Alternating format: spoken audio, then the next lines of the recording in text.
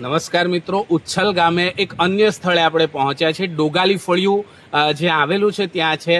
હાલ પટેલ ફળિયામાં એન્ટર થતા પ્રાથમિક શાળાથી અહીંયા સુધી 3 જેટલા શૌચાલય અમારા નજરે પડ્યા। એક ચર્ચ પાસે છે જે બિનઉપયોગી છે, બીજું એક છે એ પણ બિનઉપયોગી છે, અને હાલ અહીંયા પણ જે બન્યું છે એમાં જે યોજના છે, ખાસ નજર કરજો કે ઉચ્છલ ગામે ડોગાલી ફળિયામાં બોર વિથ ટાંકીનું કામ 15મું નાણાપંચ ગ્રામ્ય કક્ષા 2023-24 ઉચ્છલ। મજાની વાત એ છે કે બાજુમાં જ એ જ વર્ષ દરમિયાન એક જાહેર શૌચાલય બને છે, બનવા જ જોઈએ। ખરેખર તો સ્વચ્છતા માટે આ જરૂરી છે। પીવાનું પાણી ને શૌચાલય આજુબાજુ કેટલું યોગ્ય? બીજું કે એક જ મોટરથી બંને ટાંકીને પાણી મળવું કદાચ પૈસાની બચત કરવા માટે સારી બાબત છે, પણ પાણી ચઢે છે ક્યાં? કારણ કે કોઈ પણ જગ્યાએ કનેક્શન આપ જોઈ શકો છો કે મોટરથી ટાંકી સુધીનું પાણી પહોંચ્યું નથી। મજાની વાત કરીએ તો હાલમાં જ રાજ્યના ગૃહમંત્રી સાપુતારા ખાતે પહોંચ્યા હતા અને ગૃહમંત્રીની નજર સીધી પડી ક્યાં? સાપુતારા બસ સ્ટેન્ડના શૌચાલય પર।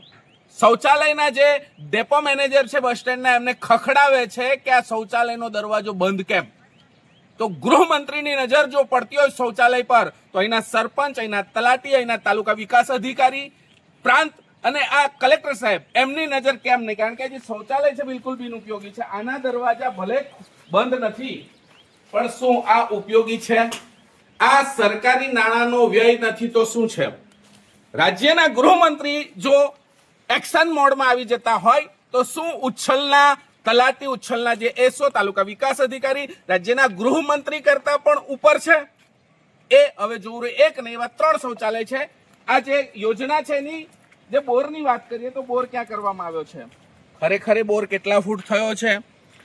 એ થયો છે કે કેમ કે ખાલી એક પાઇપ ત્યાં ઢાંકીને બનાવીને ફૂટા પાડીને ભ્રષ્ટાચાર આચરી લેવામાં આવ્યો છે?